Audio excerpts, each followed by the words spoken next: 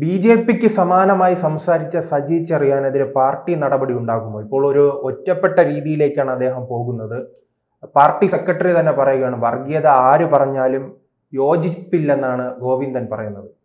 Saji ചെറിയാനിന് seat നഷ്ടപ്പെടുന്ന രീതിയിലേക്ക് പോകുമോ? ഒരിക്കലുമില്ല. ഇതൊക്കെ കമ്മ്യൂണിസ്റ്റ് പാർട്ടിയുടെ ഒരു തെരഞ്ഞെടുപ്പ് തന്ത്രങ്ങളായി മാത്രമേ കണ്ടാൽ മതി.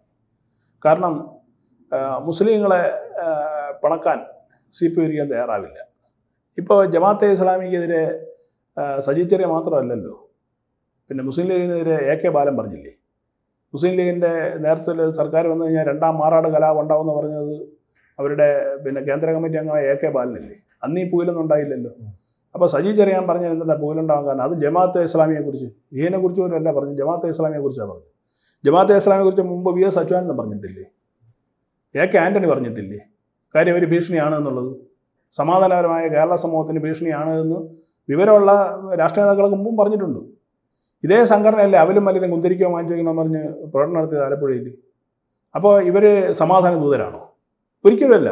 ജമാഅത്തെ ഇസ്ലാമി എന്ന് പറയുന്നത് ഇവിടെ മതഭരണം വരണം, മതരാഷ്ട്രം വേണമെന്ന് ആഗ്രഹിക്കുന്ന ഒരു വിഭാഗമാണ്. ഇന്നലെ കൂടി കാരക്കുന്ന് ഷെയ്ഖ് ഇതിൻ്റെ നേതാവ്, ജമാഅത്തെ ഇസ്ലാമി നേതാവ് പറഞ്ഞത്, ഇവിടെ നമ്മളിങ്ങനെ ഈ കാഫിറിൻ്റെ രാജ്യമായതുകൊണ്ട് നിസ്കാരം പോലും ശരിയാവുന്നില്ല, അത് നമുക്ക് മതരാജ്യം വന്നാലേ ആ നിസ്കാരം അങ്ങ് ഉള്ള എടുക്കുകയുള്ളൂ എന്നുള്ള രീതിയിൽ അദ്ദേഹത്തിൻ്റെ അഭിപ്രായം പറഞ്ഞു. അപ്പോൾ ഇവരുടെ മനസ്സിൽ ഇപ്പോഴും ഉള്ളതെന്ന് പറയുന്നത്, അല്ലെങ്കിൽ ഇവരുടെ അജണ്ട എന്ന് പറയുന്നത് മതരാഷ്ട്ര സ്ഥാപനമാണ്.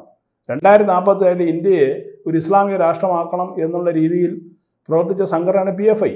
ആ PFIക്ക് ചൂട്ടുപിടിച്ച് കൊടുത്ത സംഘടനയാണ് ജമാഅത്തെ ഇസ്ലാമി. അതിന് വേണ്ട സഹായങ്ങളും രാഷ്ട്രീയ സഹായം ചെയ്തെടുത്ത സംഘടനയാണ് മുസ്ലിം ലീഗ്. അപ്പോൾ ഇവരുടെ എല്ലാ അജണ്ട ഒന്ന് തന്നെയാണ്. ആ അജണ്ട എന്ന് പറയുന്നത് മതരാഷ്ട്ര നിർമ്മാണമാണ് അവരുടെ അജണ്ട എന്ന് പറയുന്നത്, മതരാജ്യം അല്ല. പാർട്ടി പുറത്താക്കിയില്ലെങ്കിൽ തന്നെ പരാജയം ഉറപ്പാണോ? നാം മുൻപ് കണ്ടിട്ടുണ്ട് PC ജോർജിനെ പരാജയപ്പെടുത്തുന്നത്. അങ്ങനെ ഈ ജമാഅത്തെ ഇസ്ലാമിക്കെതിരെ പറയുന്നവരെല്ലാം പരാജയപ്പെട്ട ചരിത്രമാണുള്ളത്. ആ ചരിത്രത്തിലേക്ക് തന്നെ സജി ചെറിയാൻ വരുമോ? അല്ല, ചെങ്ങന്നൂരിൽ നിന്നാണ്. ചെങ്ങന്നൂരിൽ അങ്ങനെ ജമാഅത്തെ ഇസ്ലാമി വലിയ സ്വാധീനമൊന്നുമില്ല. ഈരാറ്റുപേട്ടയിലുള്ളത് പോലുള്ള സ്വാധീനമൊന്നും, അതിൽ 100% സ്വാധീനം പോലും ചെങ്ങന്നൂരിലില്ല എന്നുള്ളതാണ് വാസ്തവം. പക്ഷേ ഇവിടെ ഇപ്പോൾ CPM ശ്രമിക്കുന്നത് എന്താ? യഥാർത്ഥ തെരഞ്ഞെടുപ്പ് വിഷയങ്ങളെ മറച്ചു പിടിക്കാനുള്ള ഒരു തന്ത്രമാണ്. അതിൽ ഒന്നെന്ന് പറയുന്നത് ശബരിമല പ്രശ്നം. ശബരിമലയിലെ കൊള്ളയായിട്ട് ബന്ധപ്പെട്ട് യഥാർത്ഥത്തിൽ അതിൻ്റെ പ്രതികളെ നിയമത്തിന് മുമ്പിൽ കൊണ്ടുവന്ന് അവരെ ശിക്ഷിക്കാനുള്ള നടപടിക്രമം ഉണ്ടാകുന്നില്ല. അതിൻ്റെ നഷ്ടപ്പെട്ട മുതലുകൾ ഇതുവരെ കണ്ടെടുക്കാൻ കഴിഞ്ഞിട്ടില്ല. അങ്ങനെ ഒരു സാഹചര്യം നിലനിൽക്കുന്നുണ്ട്. കേരളം വലിയ തോതിൽ കടക്കണിയിലാണ്. 5 ലക്ഷം കോടി രൂപയാണ് കേരളത്തിൻ്റെ പൊതു കടം എന്ന് പറയുന്നത്. ജീവനക്കാർക്ക് കൃത്യമായിട്ട് DA കൊടുത്തിട്ടില്ല, അവരെ ശമ്പളപരിഷ്കരണം പെൻഡിങ്ങാണ്. മറ്റു പല വികസന പ്രവർത്തനങ്ങൾക്കും ഫണ്ടില്ല. കോൺട്രാക്ടർമാർക്ക് അവർ ചെയ്ത പണിയുടെ പൈസ കൊടുക്കാൻ കഴിഞ്ഞിട്ടില്ല. ഇങ്ങനെ സർക്കാർ വലിയ തോതിൽ കൈകാലിട്ടടിക്കുന്ന ഒരു സാഹചര്യമാണ് നിലവിലുള്ളത്. ഇത് പൊതുസമൂഹം ചർച്ച ചെയ്യരുത് എന്ന് CPM ബോധപൂർവ്വം ആഗ്രഹിക്കുന്നുണ്ട്. അപ്പോൾ അവരെടുത്ത് ഇട്ടുകൊടുക്കുന്ന ഒന്നിൻ്റെ കൊണികളാണ് ജമാഅത്തെ ഇസ്ലാമി എന്നൊക്കെ പറയുന്നത്. പക്ഷേ അവർ ചില സമയത്തെങ്കിലും പാർട്ടി സത്യം പറയും. സജി ചെറിയാൻ പറഞ്ഞ ആ സത്യമാണ്. കാര്യം ജമാഅത്തെ ഇസ്ലാമിയും മുസ്ലിം ലീഗും അടക്കമുള്ള സംഘടനകൾ കേരളത്തിൻ്റെ ഭരണത്തിൽ വലിയ സ്വാധീനം ചെലുത്തി എല്ലാ അവകാശങ്ങളും അവർ നേടിക്കൊണ്ടു പോകുന്ന ഒരു സാഹചര്യമുണ്ട്. ഹിന്ദുക്കളാണ് ഭൂരിപക്ഷം എന്ന് പറയുമ്പോഴും ഈ ന്യൂനപക്ഷം എന്ന് അവകാശപ്പെടുന്ന മുസ്ലിമാണ് എല്ലാ കാര്യങ്ങളിലും തീരുമാനിക്കപ്പെടുന്നത്. മുസ്ലിം നേതാവ് KM ഷാജി പറഞ്ഞത് എന്താ? മതമാണ് വലുതെന്നാണ്. അതായത് ഇനി കോൺഗ്രസ് അധികാരത്തിൽ വരികയാണെങ്കിൽ അത് മുസ്ലിങ്ങൾക്ക് വേണ്ടിയായിരിക്കണം എന്ന് പ്രസംഗിച്ച ആളാണ് KM ഷാജി, ലീഗിൻ്റെ നേതാവ്. അതേ പാട്ട് തന്നെയല്ലേ VD സതീശനും പാടുന്നത്? VD സതീശൻ അത് തന്നെയല്ലേ പാടുന്നത്? അദ്ദേഹം വർഗീയതയ്ക്കെതിരെന്നാണ് പറയുന്നത്. എന്ത് വർഗീയത? അതായത് ഇവരെ സംബന്ധിച്ചിട്ട് അവരുടെ വർഗീയത എന്ന് പറയുന്നത് ഏതെങ്കിലും ഹിന്ദുക്കളെ സംബന്ധിച്ചിട്ട് അവരെന്തെങ്കിലും ആചാരമോ സംഭവം നടത്തി കഴിഞ്ഞാൽ അവിടെ അവർക്ക് വർഗീയതയാണ്. കാരണം മതേതരത്വം സംരക്ഷിക്കേണ്ടതെന്ന് പറയുന്നത് ഹിന്ദുക്കളുടെ മാത്രം ബാധ്യതയാണ്. അപ്പുറത്തെ സൈഡിൽ എന്ത് വൃത്തികേട് കാണിച്ചാലും, രാജ്യത്തിനെതിരെ, ജനങ്ങൾക്കെതിരെ, ഹിന്ദുക്കൾക്കെതിരെ എന്ത് പ്രവർത്തനം നടത്തിയാലും അവരെ വെള്ളപൂശലാണ് ഇവരുടെ പ്രധാനപ്പെട്ടത്. അപ്പോൾ ഈ UDFൻ്റെ കയ്യിൽ ഭരണം കൊണ്ട് കൊടുക്കാനുള്ള ഒരു ശ്രമം ആര് നടത്തുന്നുണ്ട്? മുസ്ലിം ലീഗിൻ്റെ നേരത്തെ നടക്കുന്നുണ്ട്. അതിനെ തടയിടലാണ് ഇപ്പോൾ CPMൻ്റെ ലക്ഷ്യം എന്ന് പറയുന്നത്. അതിനാണ് സുകുമാരൻ നായരെ വെള്ളാപ്പള്ളിയും കൂട്ടുപിടിച്ച് CPM ഒരു കളി കളിക്കുന്നത്. കാരണം എന്താണ്? ഒരു മൂന്നാമതൊരു ഭരണവും കൂടി കേരളത്തിൽ വരണം. അതാണ് അവരാഗ്രഹിക്കുന്നത്. ഈ രണ്ടിൻ്റെ ഇടയിൽ കടന്ന് കേരളത്തിലെ ജനത ഏതാണ് സത്യം ഏതാണ് മിഥ്യ എന്നറിയാൻ പറ്റാത്ത രീതിയിൽ കുഴങ്ങുന്നൊരു സാഹചര്യമാണ് നിലവിലെ കേരളത്തിലെ രാഷ്ട്രീയ സാഹചര്യം എന്നാണ്. പക്ഷേ ഇവിടെയുള്ള ഹിന്ദുക്കൾ മനസ്സിലാക്കേണ്ട ഒരു പ്രധാനപ്പെട്ട വിഷയം എന്ന് പറയുന്നത്, നിങ്ങളുടെ ഒരു വിഷയവും കേരളത്തിലെ ഒരു രാഷ്ട്രീയ പാർട്ടി ചർച്ച ചെയ്യില്ല. ഇതുവരെ ചർച്ച ചെയ്തിട്ടില്ല, ഇനി ചർച്ച ചെയ്യില്ല. മറിച്ച് അവർക്ക് ഏറ്റവും പ്രധാനം, ഇപ്പോഴും അവർക്ക് പ്രധാനം എന്ന് പറയുന്നത് മുസ്ലിങ്ങളുടെ ക്ഷേമമാണ്. മുസ്ലിങ്ങളുടെ ക്ഷേമം കൊടുത്തോട്ടെ, അതിന് വിരോധമൊന്നുമില്ല. പക്ഷേ വേറൊരു ഭാഗത്തിന്, ഒരു പ്രധാനപ്പെട്ട ഭൂരിപക്ഷ ഭാഗത്തിന് തള്ളിപ്പറഞ്ഞുകൊണ്ടല്ല അത് വേണ്ടത്.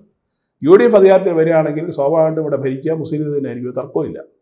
അപ്പോൾ എല്ലാവരും കൂടി ഇപ്പോൾ UDF അധികാരത്തിൽ വരുമെന്നാണ് പറയുന്നത്. UDF അധികാരത്തിൽ വന്നോട്ടെ, പക്ഷേ UDF അധികാരത്തിൽ വരുമ്പോഴത്തേക്ക് ആ ഭരണത്തെ നിയന്ത്രിക്കുന്നത് സ്വാഭാവിക ലീഗായിരിക്കും. KM ഷാജിയുടെയും ഈ കാരക്കുന്ന് ഷേഖിന്റെ ചേട്ടാ സൂചിപ്പിച്ചതുപോലെ തന്നെ ഇപ്പോൾ എന്താണ് കമ്മ്യൂണിസ്റ്റ് പാർട്ടിക്ക് സജി ചെറിയാനും എല്ലാം ഈ ഭൂരിപക്ഷ സ്നേഹം വന്നത്? ഇപ്പോഴാണ് അദ്ദേഹം മലപ്പുറത്തിന്റെ ആ ലിസ്റ്റ് പരിശോധിച്ചത് നോക്കിയത്? അല്ല, കാരണം വെച്ച് കഴിഞ്ഞാൽ അവരെ സംബന്ധിച്ചിട്ട്, CPM സംബന്ധിച്ചിട്ട് അവർ ഈ സ്ട്രാറ്റജിക്കായിട്ട് രാഷ്ട്രീയം കളിക്കുന്ന പാർട്ടിയാണ് CPM. ഓരോ കാലഘട്ടത്തിൽ ഏത് സമുദായത്തിനെ കൂടെ നിർത്തി കഴിഞ്ഞാൽ ഭരണത്തിൽ വരാൻ കഴിയും എന്ന് നന്നായി അറിയുന്ന ആളുകളാണ് CPMകാരെന്ന് പറയുന്നത്. അതിനെ ആരും അവർക്ക് പഠിപ്പിച്ചിട്ട് കാര്യമൊന്നുമില്ല. ഇപ്പോഴത്തെ കേരളത്തിലെ രാഷ്ട്രീയ സാഹചര്യത്തിൽ മുസ്ലിങ്ങൾ ഒന്നടങ്കം UDF ഭരണം ആഗ്രഹിക്കുന്നു. Jamaat e Islami, league, welfare party എല്ലാവരും ആഗ്രഹിക്കുന്നത് അവർ ഭരണത്തിൽ വരണമെന്നാണ്. ഈ തദ്ദേശ തെരഞ്ഞെടുപ്പിൽ പബ്ലിക്കായിട്ട് SDPI പിന്തുണ കൊടുക്കുകയും ജമാഅത്തെ ഇസ്ലാമി അടക്കം പിന്തുണ UDFന് കൊടുക്കുകയും ചെയ്തു. അപ്പോൾ സ്വാഭാവികമായിട്ടും മറ്റ് ചില സമുദായങ്ങളെ, പ്രത്യേകിച്ചും ഹിന്ദു സമുദായങ്ങളെ തങ്ങളെ അടുപ്പിക്കേണ്ടത് ഒരു ബാധ്യതയായി CPM മാറിയെന്നുള്ളതാണ്. അതുകൊണ്ടാണ് ഈ NSSനെയും SNDPയെയും ചേർത്ത് നിർത്തിക്കൊണ്ട് ഇതിനെ പ്രതിരോധിക്കാനുള്ള ശ്രമം CPM നടത്തുന്നത്. പക്ഷേ അത് എത്രത്തോളം വിജയിക്കും എന്നുള്ളത് തെരഞ്ഞെടുപ്പിലാണ് നമുക്ക് കാണാൻ കഴിയുക. പക്ഷേ ജനങ്ങൾ ഇവിടെ ഡിവൈഡഡാണ്. ഞാൻ മനസ്സിലാക്കുന്നത് കേരളത്തിലെ ജനങ്ങൾ ഇപ്പോൾ തന്നെ ഏതാണ്ട് നിശ്ചയിച്ചിട്ടുണ്ടാവും ആര് ഭരണത്തിൽ വരണം എന്നുള്ളത്. ഈ രണ്ട് കൂട്ടരും, അതായത് UDFും LDFും വരും എന്നൊക്കെ പറയുന്ന പോലുള്ള ഒരു റിസൾട്ട് ആയിരിക്കില്ല സ്വാഭാവികമായിട്ട് കേരളത്തിൽ വരിക. ഒരു ഫ്രാക്ചേർഡ് വെഡിക്റ്റാണ് ഞാൻ പ്രതീക്ഷിച്ചത് കേരളത്തിൽ. അതായത് ആർക്കും ഭൂരിപക്ഷം ഇല്ലാത്തൊരു സാഹചര്യം. മൂന്നാമതൊരു മുന്നണി, NDA എന്ന് പറഞ്ഞ മുന്നണി നിൽക്കുന്നുണ്ട്. വളരെ സജീവമായിട്ട് അവർ ഇലക്ഷൻ രംഗത്തേക്ക് പ്രവേശിച്ചു കഴിഞ്ഞു. വലിയൊരു വിഭാഗം ഇപ്പോൾ ഈ സുകുമാരനാരുടെയും വെള്ളാപ്പള്ളി നടേശൻ്റെയും സംഘടനകളിൽപ്പെട്ട വലിയൊരു വിഭാഗം ആളുകൾ ഹിന്ദുവിന് അനുകൂലമായി അല്ലെങ്കിൽ BJPക്ക് അനുകൂലമായുള്ള ഒരു മനോഭാവത്തിലേക്ക് വന്നിട്ടുണ്ട്. അങ്ങനെ അത് പ്രാവർത്തികമാകുകയാണെന്നുണ്ടെങ്കിൽ ഒരു തൂക്കുസഭയായിരിക്കും കേരളത്തിൽ വരിക. കൃത്യമായിട്ട് ആർക്കും ഭൂരിപക്ഷം ഇല്ലാത്തൊരു സാഹചര്യം. ആ ഒരു അവസ്ഥയിലേക്കാണ് കേരളം നീങ്ങുന്നതാണ് എൻ്റെ ഒരു കണക്കൂട്ടൽ. ഈ രണ്ടു കൂട്ടർക്കും നേരത്തെ പോലുള്ള ഈസി പാസ് കിട്ടാനുള്ള സാധ്യത വളരെ വിരളമാണ്. പക്ഷേ കഴിഞ്ഞ തെരഞ്ഞെടുപ്പിൽ BJP കോർപ്പറേഷൻ പിടിച്ചപ്പോഴും വലിയ മുന്നേറ്റമാണ് UDF ഉണ്ടാക്കിയിരിക്കുന്നത്. അല്ല, അത് സ്വാഭാവികമായൊരു അതുപോലെ തന്നെ ഈ UDFന് ഒരു മുന്നേറ്റം വരുമ്പോൾ BJP കുറച്ച് സീറ്റുകൾ നേടും, LDFന് തകർച്ച ഉണ്ടാവും. അങ്ങനെയല്ലേ ഇപ്പോൾ നാം ലോക്സഭാ തെരഞ്ഞെടുപ്പ് കാലത്തായാലും തദ്ദേശ തെരഞ്ഞെടുപ്പ് കാലത്തായാലും കാണാം. തീർച്ചയായിട്ടും. അതായത് 140 സീറ്റ് അസംബ്ലിയിലുള്ളതിൽ ആ 140 സീറ്റുകളിൽ ഈ പറഞ്ഞ പോലെ 72 സീറ്റ് കിട്ടിയാലല്ലേ ഭരിക്കാൻ പറ്റുള്ളൂ. ഒറ്റയ്ക്ക് ഒരു മുന്നണി ഭരിക്കാൻ കഴിയുള്ളൂ. അതിലേക്ക് എത്തില്ല എന്നാണ് ഞാൻ പറഞ്ഞത്. അങ്ങനെ ഏതെങ്കിലും ഒരു കക്ഷിക്ക് 72 സീറ്റിൽ എത്തുന്ന ഒരു സാഹചര്യം നിലവിൽ കേരളത്തിലില്ല. വരും മാസങ്ങളിൽ അത് കൂടുതൽ രണ്ടുപേർക്കും ബുദ്ധിമുട്ടായിട്ട് മാറും. CPIന് ബുദ്ധിമുട്ടാവും, നമ്മുടെ UDFന് ബുദ്ധിമുട്ടാവും. ഇതിന് ഒരു കാര്യം പറയാനുള്ളത്, മുസ്ലിങ്ങളുടെ വോട്ട് എന്ന് പറയുന്നത് ചില പോക്കറ്റുകൾ കേന്ദ്രീകരിച്ചാണ്. അത് കഴിഞ്ഞ ദിവസം ചെറിയാനക്കടക്കം പറഞ്ഞ പറയുന്നുണ്ട്. മലപ്പുറത്ത് എന്തുകൊണ്ട് മുസ്ലിങ്ങൾ മാത്രം ജയിക്കുന്നു എന്നുള്ളത്. മലപ്പുറത്ത് മുസ്ലിങ്ങളെ ജയിക്കുകയുള്ളൂ. എന്താ കാര്യം? അവിടെ മുസ്ലിം ഭൂരിപക്ഷ പ്രദേശമാണ്. ജില്ലാ പഞ്ചായത്ത് തെരഞ്ഞെടുപ്പിൽ എല്ലാ സീറ്റിലും ജയിച്ചവരാണ്. അവിടെ 4 കോൺഗ്രസ്സുകാർ ജയിച്ചു. ഒരു ഡെപ്യൂട്ടിയുടെ സ്ഥാനം അവർ കൊടുത്തില്ല. ലീഗുകാരാണ് ഭരിക്കുന്നത്. എന്നാൽ ലീഗിന് ആകെ 4 പേര് ജയിച്ച കൊച്ചിയിൽ അവരെത്തിയത് ഡെപ്യൂട്ടി മേയർ പദവി കൊടുക്കുന്നു.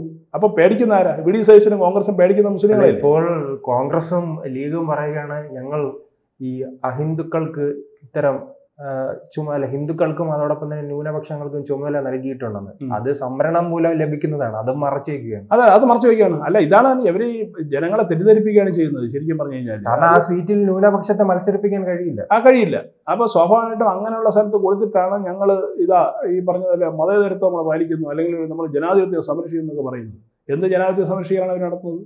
അത് മലപ്പുറത്തെ എല്ലാ മുനിസിപ്പാലിറ്റികളിലും 2-3 ഒഴികെ ബാക്കി എല്ലാ മുനിസിപ്പാലിറ്റിയിലും ജയിച്ചിരിക്കുന്നത് UDF ആണ്. അവിടെ ഭരിക്കുന്നതെല്ലാം ലീഗ് തീരുമാനിക്കുന്ന ആളുകളാണ്.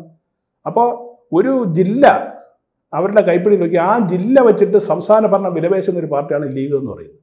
അതിന് ഒത്താശ ചെയ്യുന്നവരാണ് വെൽഫെയർ പാർട്ടിയും ജമാഅത്തെ ഇസ്ലാമി അടക്കമുള്ള തീവ്ര നിലപാടുള്ള സംഘടനകൾ. ആ തീവ്ര നിലപാടിൻ്റെ സംഘടന VD സതീശൻ അടക്കമുള്ള കോൺഗ്രസ് എന്തിനാണ് പായുന്നത്? അവർക്ക് മറ്റ് വിഷയങ്ങളൊന്നും കേരളത്തിൽ സംസാരിക്കാനില്ല. കേരളത്തിൽ വന്ന് 100 പ്രശ്നങ്ങളില്ലേ? ആ പ്രശ്നം വെച്ച് അവരെന്താ മിണ്ടാത്തത്? ഒരിക്കലും മിണ്ടില്ല. കാരണം വെച്ചാൽ ഇത് വോട്ട് ബാങ്കാണ്. ഈ വോട്ട് ബാങ്ക് വഴി അധികാരത്തിൽ വന്നു കഴിഞ്ഞാൽ ഇവർ പറയുന്നത് പോലെ താളത്തിന് തുള്ളേണ്ടി വരും. ഇപ്പോൾ കൊച്ചി കോർപ്പറേഷൻ കണ്ടതായിരിക്കും നാളെ സംസ്ഥാന നിയമസഭയിൽ കാണാൻ പോകുന്നത്. എന്താണോ ലീഗ് പറയുന്നത് അതിൻ്റെ അപ്പുറം ഒരു ചുവട് മുന്നോട്ട് വയ്ക്കാനുള്ള ഒരു സാഹചര്യം ഈ കോൺഗ്രസ് പാർട്ടിക്ക് ഉണ്ടാവില്ല. അതുകൊണ്ടാണ് കോൺഗ്രസ് അധികാരത്തിൽ വന്നു കഴിഞ്ഞാൽ രണ്ടാം മാർഗലാവേണ്ട AK ബാലൻ പറയാനുള്ള കാരണം അതാണ്. ചില സത്യങ്ങൾ ചില സമയത്ത് കമ്മ്യൂണിസ്റ്റ് നേതാക്കൾ പറയുന്നതിൻ്റെ കാരണം അതാണ്. അപ്പോൾ അത് വലിയൊരു സൂചനയാണ്. ആ ഒരു തിരിച്ചറിവ് കേരളത്തിലെ ഹിന്ദുക്കൾക്കുണ്ടാവണം. കാരണം ഹിന്ദുക്കൾക്കും അവകാശമുണ്ട് എന്ന് എല്ലാ ഹിന്ദുക്കളും തിരിച്ചറിയണം. ഞങ്ങൾക്ക് വേണ്ടി പറയുന്ന അവർക്ക് അവരുടെ കൂടെ നിൽക്കണം എന്ന ഒരു തത്വത്തിലേക്ക് കേരളത്തിലെ ഹിന്ദുക്കൾ വരേണ്ട സമയം അതിക്രമിച്ചു. ഇല്ല എങ്കിൽ സംഭവിക്കാൻ പോകുന്നത് ഈ ഹിന്ദു സമൂഹത്തിൻ്റെ സർവനാശമായിരിക്കും കേരളം സംഭവിക്കാൻ പോകുന്നത്, രാഷ്ട്രീയപരമായ സർവനാശം. കൂടുതൽ വാർത്തകളും വിശേഷങ്ങളും നിങ്ങളിലേക്ക് എത്താൻ ABC മലയാളം സബ്സ്ക്രൈബ് ചെയ്യുക, ബെൽ ബട്ടണും അമർത്തുക.